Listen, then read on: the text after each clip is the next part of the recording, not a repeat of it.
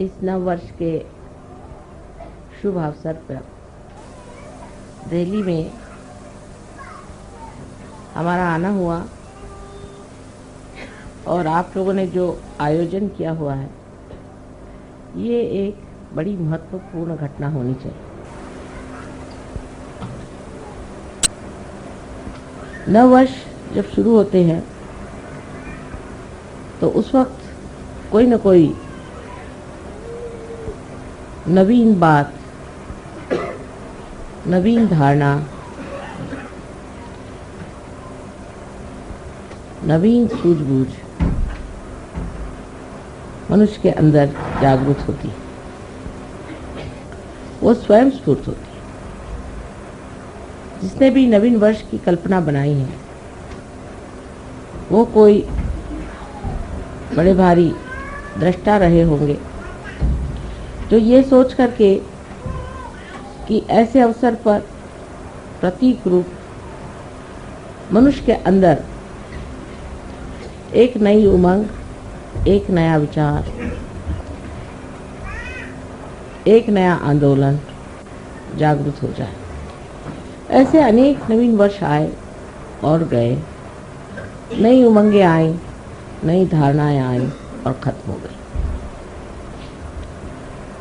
मनुष्य की आज तक की जो कुछ धारणाएं रही, एक परमात्मा को छोड़ के बाकी सब एक मानसिक क्रियाएं रही या बौद्धिक प्रक्रियाएं रही। मनुष्य अपने बुद्धि से जो भी ठीक समझता था, उसका आंदोलन एक नवीन कल्पना समझ करके चलाता था। वो आंदोलन कुछ दूर तक जाके फिर न जाने क्यों हठात उसी विशेष व्यक्ति को और उसी समाज को या उस समय में रहने वाले लोगों पर आघात करता है।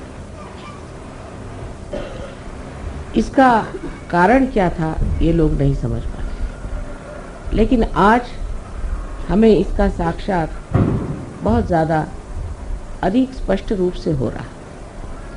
जैसे कि धर्म की व्यवस्था हुई।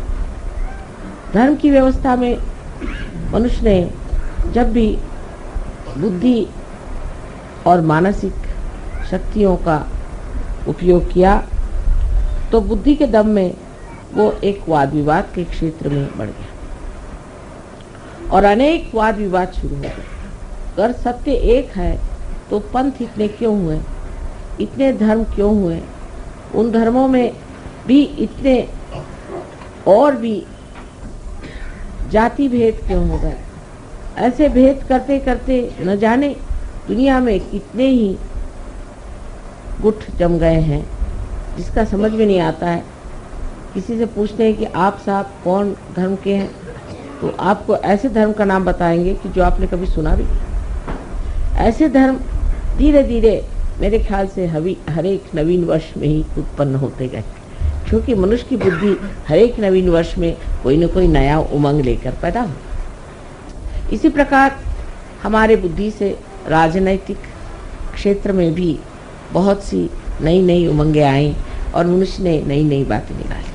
जैसे शुरुआत में माना गया कि चलो एक राजा ही रहे तो अच्छा है, राजा सबको समझ लेगा और राजा से ही सबको बड़ा लाभ होता है। तो देखा कि जिसको राजा बनाया वही दुष्ट निकला, उसी ने सताना शुरू कर दिया। फिर कहा नहीं, राजा तो ठीक नहीं, इसकी जगह ऐसा करो कि प्रजातंत्र चीज शुरू। फिर उन्होंने प्रजातंत्र शुरू किया। प्रजातंत्र में देखा गया कि हर एक आदमी अपने को बिल्कुल ऐसा समझता है कि वो स्वयं ही उस प्रजा का संस्थापक है, संचालक है और करता है। अब आप देख रहे हैं कि अमेरिका में कितना आतंक मचा हुआ, किस कदर हिंसाचार वहाँ चढ़ा। अगर पढ़ते हैं तो आश्चर्य होता है कि इस प्रजातंत्र का हाल ऐसा क्यों हो गया, ये तंत्र सारा गड़बड़ क्यों। वही हाल बाद में आप कम्युनिज्म जो आया, वो उसकी एक समझ लीजिए कि दूसरी एक नवीन उमंग लेकर के संसार में आया कि अब हम एक नया ऐसा संसार बसाएंगे के जिसमें सब मनुष्य में समानता आ जाए, उनमें कोई भी तरह का फर्क न रहे, खाने पीने में हर चीज़ में एक जैसा हो जाए, और उसके अलावा उसको कोई स्वतंत्रता नहीं है। अगर वो स्वतंत्र हो गया तो स्व के तंत्र में वो गड़बड़ हो जाता है, इसलिए उसकी स्वतंत्रता हटा दी जाए। क्योंकि मनुष्य को जब एकदम मूर्ख समझा जाए तभी ऐसा हो सकता है, फिर मनुष्य मूर्ख नहीं है, वो तो हर जगह उसको आप जितना दबाएगा उतना वो खोपड़ी पे चढ़ेगा। तो ये भी चीज़ कुछ बन नहीं पड़ी, वो भी नहीं बनी, ये भी नहीं बनी। इस तरह से जहाँ देखते हैं वहीं आतंक है। धर्म के मामले में तो आप देख रहे हैं कि किसी के धर्म की हालत देख करके लगता ही नहीं कि परमात्मा भी कोई चीज़ हो सकती जो एकमेव हो, वो केवल हो। इसके लिए सब लोग आपस में सर काट रहे हैं, सबको मार डाल रहे हैं। तो ये कारण क्या है? जब चीज़ आपकी एक बहुत ही ज़्यादा सुष्ट रूप से नवीनतम संसार में आई है, तो इस नवीनतम चीज़ में और इस नाविन्यपूर्ण चीज़ को इस कदर गंदी, मैली, कुचैली करके क्यों संसार में आँखों में नज़र आ रही है, उसका ऐसा हाल क्यों हो रहा है? क्या वजह है कि जो चीज़ इतनी उदात्त, महान, और उसके शुरू करने वाले भी बड़े महान और उदात्त रहे हैं, वो सब के सब जा कर के आज कहाँ पहुँच गए?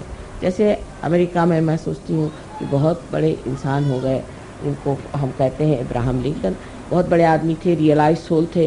उन्होंने सीधी चीज़, इतनी बढ़िया चीज़ संसार में ला दी, इतना बड़ा काम कर दिया, लेकिन अब जो है वहाँ देखते हैं तो सोचते हैं जो उन्होंने किया था पता नहीं उसको किस तरह से इन लोगों ने एकदम विद्रूप और कुरूप करके रख दिया। एक ये बात हो गई। दूसरे अगर आप देखिए तो कम्युनिज्म भी जिस लेनिन और मार्क्स ने बनाया था वो भी रियलाइज सोच थे। उन्होंने भी जो सोचा था वो भी हितकारी चीज़ थी, वो हित के जगह अब सबका ही थी। और या धर्म के भी जो संस्थापक हुए सब भी बड़े उदात्त और बहुत महान लोग थे, और उनको भी कोई कह नहीं सकता, उनकी तरफ कोई निर्देश करके नहीं कह सकता कि इन्होंने कोई गलत काम किया हो या इन्होंने कोई गलत धारणा से चीज़ को शुरू, ऐसी बात नहीं। लेकिन आखिर आगे जाकर के वो चीज़ ऐसी क्यों? हीरा जो था वो जाकर के कीचड़ में कैसे मिल गया? हीरा तो जहाँ है हीरा ही रहना चाहिए, लेकिन ये तो हीरा जो आया सो कूच करके, जैसे उसका बिल्कुल ही तोड़ करके, उसको मरोड़ करके और उसको कीचड़ ही बना। और सभी दूर ये चीज़ें देख कर बड़ा आश्चर्य होने लगता है कि इस तरह की जितनी भी उदात्त चीज़ें आई। अब साइंस आया संसार में, लोगों ने कहा अब साइंस आया, अब तो हम लोग के सारे प्रश्न हल हो गए, और उस सब प्रश्न हल होने के बाद में और अब हमें कोई चीज़ की चिंता नहीं करनी चाहिए और सब चीज़ ठीक हो जाएगी। सो तो बात नहीं, हमने एक राक्षस बना के रख दिया है, एटम बॉम्ब, हाइड्रोजन बॉम्ब, ये वो अपने खोपड़ी पे खड़े कर दिए। इधर उससे ही बनी हुई ये प्लास्टिक और ये नायलॉन और ये सब इसके पहाड़ के पहाड़ खड़े कर दिए। ये सब चीज़ें जो सुविधा के लिए बनाई थी इतनी असुविधाजनक हो गई, इनसे दुनिया भर की बीमारियां आ गई, आफतें आ गई। आखिर क्या वजह, क्यों इस तरह से हो गया? ये सब जो चीज़ें, ये सब हित प्रणीत थी, हित को लेकर थी, हितकारी बनाई गई थी। उसी से मनुष्य की नवीन उमंगें आई, उसी से उसने सोचा कि मानव के उद्धार के लिए चीज़ बनाई जाए, वही उसके उद्धार की जगह उसको पूर्णतया नष्ट करने की। इसका कारण क्या हो सकता है? कारण यह है कि जैसे श्री कृष्ण ने कहा हुआ है कि मनुष्य की जो धारणा है या मनुष्य का जो विचार है या जो मानव की जो चेतना है वो नीचे की ओर बढ़े और धीरे धीरे वो धूली में मिल जाए। ये उन्होंने कहा नहीं, ये मैं कह रही, क्योंकि आज वो साक्षात है उसको। श्री कृष्ण ने भी जो धारणाएं रखी वो भी धूली में मिल, राम ने जो रखी वो भी धूली में मिल गई। उसके बाद जिन्होंने भी कोई धारणा रखी जो कि बिल्कुल सत्य स्वरूप थी, सत्य का ही अंग प्रत्यंग थी, वो सब धूली में मिल गई। इसका कारण यह है कि जब ये मनुष्य के दिमाग के घड़े में पड़ती है तो उसमें कोई ऐसी विषारू वस्तु है कि जिससे यह सब चीज विष में हो जाती है। ये विषारी वस्तु क्या है जिससे इस तरह का कार्य होता है? वो है इसकी सीमाएं। हर चीज की सीमा होती है, इसी तरह बुद्धि की भी सीमा होती है, और इसीलिए इस सीमा में बंद करके वो चीज़ घुट करके और नष्ट हो जाती है। जैसे कि अंगूर का सुंदर स्वाद वाला रस भी अगर एक घड़े में बंद कर दिया जाए तो उसमें उसकी शराब बन के उसका नशा चढ़ जाता है। उसी प्रकार मनुष्य के मस्तिष्क में जो कि सीमित है, लिमिटेड है, उसमें ये अनलिमिटेड चीज़ें डाल देने से एकदम नष्ट हो जाए। इसका मतलब ये नहीं कि मनुष्य का मस्तिष्क ही कुछ खराब है। इसका मतलब ये है कि ये जो मस्तिष्क है इसकी सीमाएं तोड़नी होगी, इसकी सीमाएं बढ़ानी। मनुष्य की चेतना जो है वो व्यापक करनी चाहिए, इतनी व्यापक होनी चाहिए कि उसके अंदर सत्य समा सके और वो खुली होनी चाहिए। इसका लक्ष्य क्या है? उधर ध्यान हमारा हटते जाता है। जब चीज सीमित होती जाती है तो इसका लक्ष्य क्या है? उधर हमारा ध्यान नहीं जाता। हर चीज का लक्ष्य था कि मनुष्य का हित हो। और हित क्या चीज है? इसमें श्री कृष्ण ने बताया है कि हित वो है जो आत्मा का कल्याण करे। अब आत्मा स्वयं ही कल्याणमय है, लेकिन कल्याण करे माने आत्मा से हम लोगों का कल्याण हो। लेकिन जब आत्मा हुआ है तो हमारा कल्याण कैसे हो सकता है? आज का जो नवीन वर्ष है ये विशेष बात है, क्योंकि आज की जो बात हम कर रहे हैं, आज का जो हम सहयोग का कार्य कर रहे हैं, ये हम अपने मस्तिष्क को विस्तीर्ण करें, महान करें, जिसको कि श्री कृष्ण ने कहा है कि विराट का स्थान जो है वो इस मस्तिष्क में है। इसके अंदर उसके उन जड़ों को हम जागरूक कर रहे हैं। वो जड़ें जागरूक होने से ही सत्य को पूरी तरह से अंदर शोषित कर सकते हैं, एब्सॉर्ब कर सकते हैं। मनुष्य की जो सीमित प्रकृति है वो खुल जा सकती है। लेक्चर देना तो बहुत आसान है कि आप मनुष्य के हित के लिए ये करो, हित के लिए वो करो, लेकिन होता नहीं। अंत में मनुष्य अपना हित नहीं करता, उल्टे अपना भी अहित कर सकता है और सारे समाज का भी अहित कर सकता है। इस मस्तिष्क को बढ़ाने के लिए सिर्फ एक ही तरीका है, वो है कि हमारे अंदर, हमारे हृदय में बसे हुए श्री आत्मा राम को जागरूक करना और उनके प्रकाश से हमारे बुद्धि को जागरूक करना, हमारे मस्तिष्क को जागरूक करना। सो कैसे होता है कि हमारे हृदय के अंदर जो आत्मा है वो साक्षी स्वरूप बैठा हुआ सब चीज़ देख रहा है। जिस वक्त कुंडलिनी, जिसे आप गौरी माता कहते हैं, जब जागरूक हो जाती है तो मस्तिष्क में भेद करके यहाँ पर ब्रह्मरंध्र को छेदने के बाद यहाँ पर जो परमात्मा का वास है उसे आलोकित कर, परमात्मा का ही प्रतिबिंब हमारे हृदय में आत्मा सुनती। जैसे ही हमारा आत्मा जागृत हो जाता है तो इस आत्मा के चारों तरफ ये 7 चक्र के आलोक, 7 चक्र के मंडल वो भी जागृत हो जाते हैं। और ये 7 चक्रों की जो पीठ है वो हमारे मस्तिष्क में है, क्योंकि वो भी जागृत हो जाते हैं, इसीलिए ये 7 मंडल भी हमारे हृदय में जागृत हो जाते हैं। ये मंडल जागृत हो जाने से ही हमारी जो नसें हैं या हमारी जो ब्रेन है वो एक तरह से अति सूक्ष्म तरीके से खुल जाता है और उसके अंदर शोषण करने की शक्ति बढ़ती है। सत्य को शोषण करने की शक्ति बढ़ने से ही मनुष्य सत्य पे खड़ा हो सकता है। आज तक मनुष्य सत्य पे खड़ा नहीं हो पाया। सत्य को सुनता है, जानता है, देखता है, पर उस पर खड़ा नहीं हो सकता। सत्य को आत्मसात करने के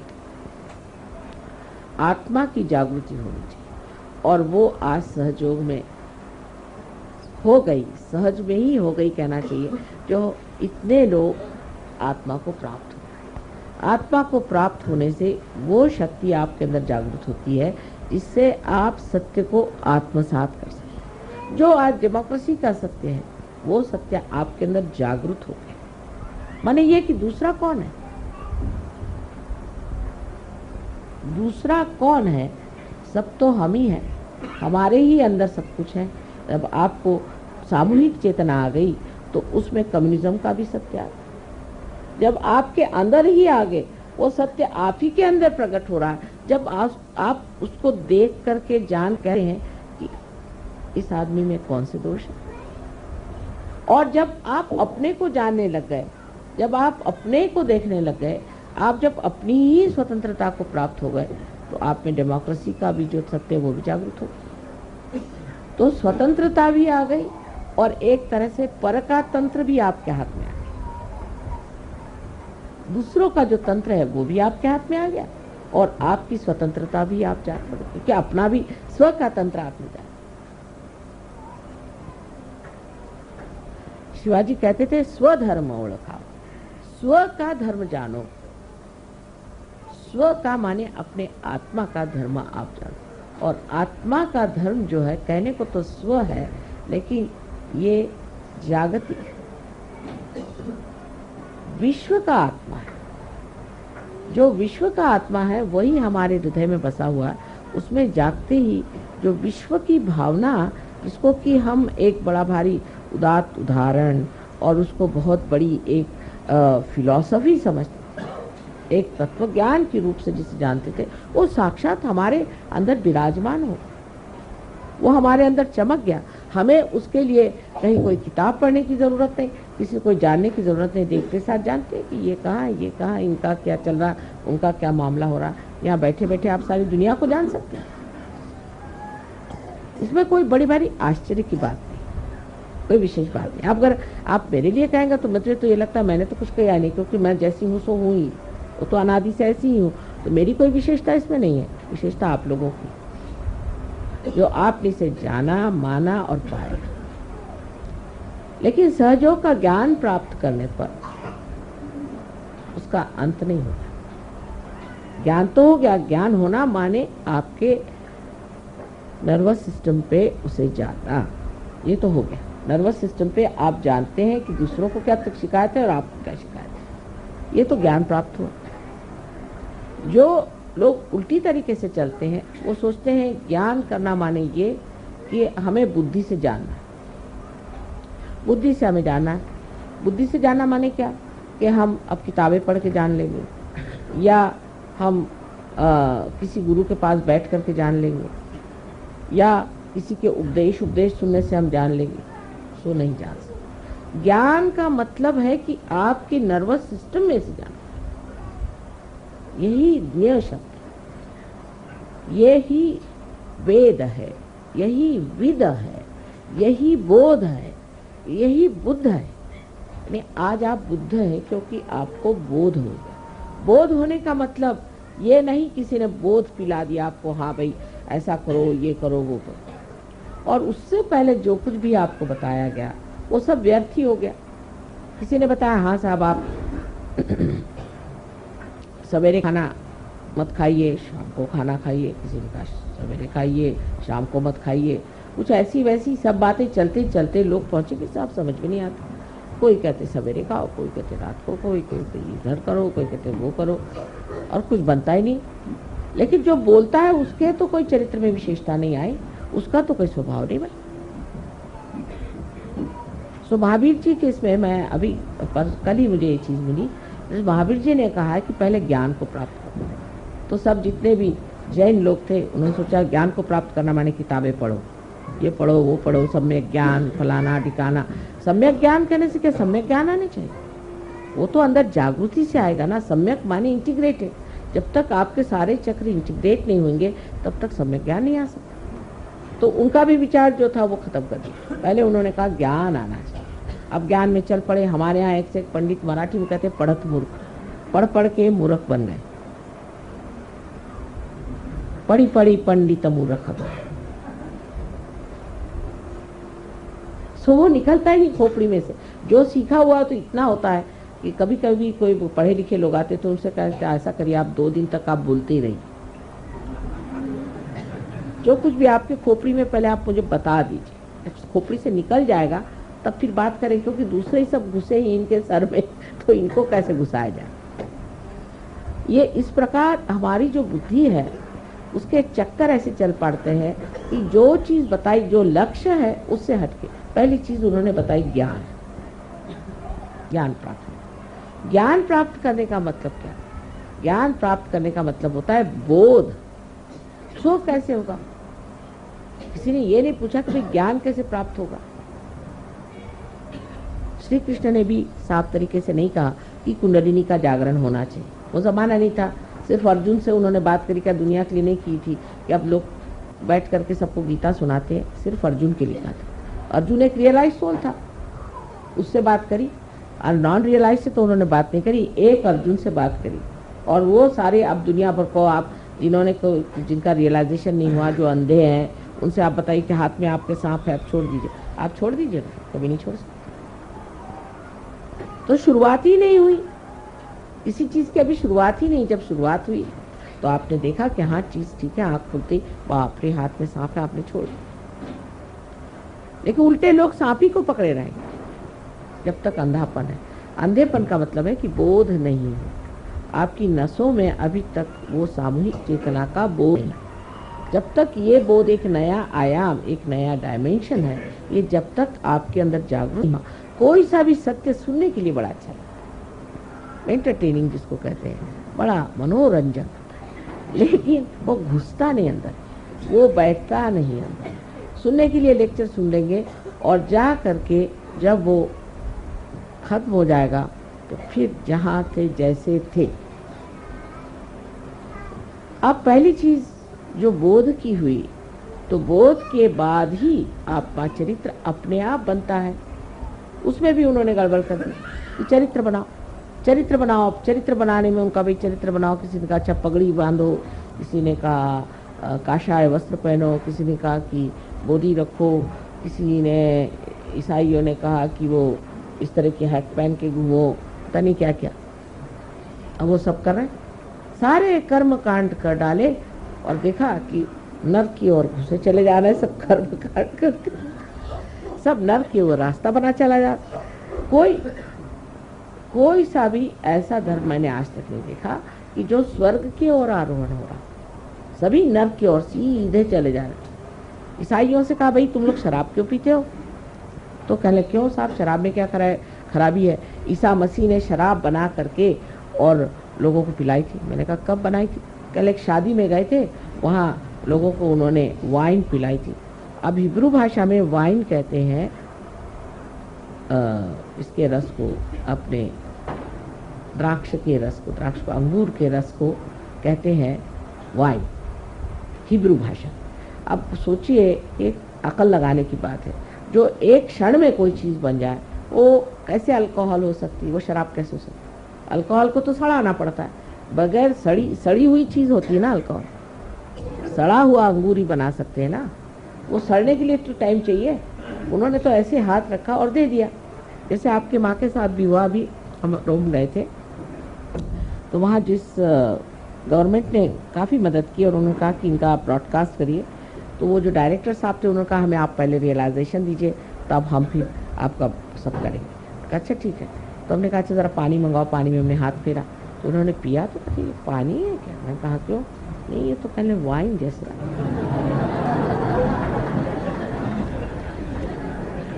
बार बार पूछे ये पानी तो नहीं, तुम वाइन तो नहीं दे रहे? मैंने पानी दिया। अच्छा फिर पिए, फिर वो कहे बार बार, फिर उन्होंने अनाउंस भी किया। उसके बाद उनके टीवी में भी उन्होंने कहा साहब उन्होंने मुझे पानी में हाथ डाल के दिया तो वो वाइन के जैसा टेस्ट था। पर वो कहने लगे कि वाइन माने शराब के जैसे नहीं, अंगूर के रस। तो बना लिया। अब वो जब क्राइस्ट के बारे में बात करेंगे तो ऐसा लगता है कि वो कोई शराब खाने के इंचार्ज थे कि क्या, जिस तरह से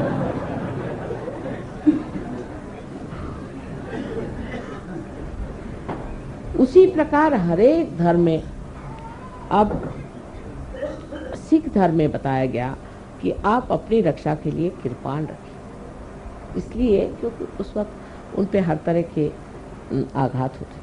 तो अब वो बंदूकें और सांप तो गोले और दुनिया भर की जितनी भी हिंसाकारी चीजें हैं, यानी हिटलर को वो आजकल पूजा कर रहे हैं, नानक साहब को नहीं करते। हालांकि नानक साहब ने ये भी नहीं कहा था, लेकिन पूरा भी देखा जाए तो कहीं नहीं कहा गया था कि आप तोपखाने रखिए।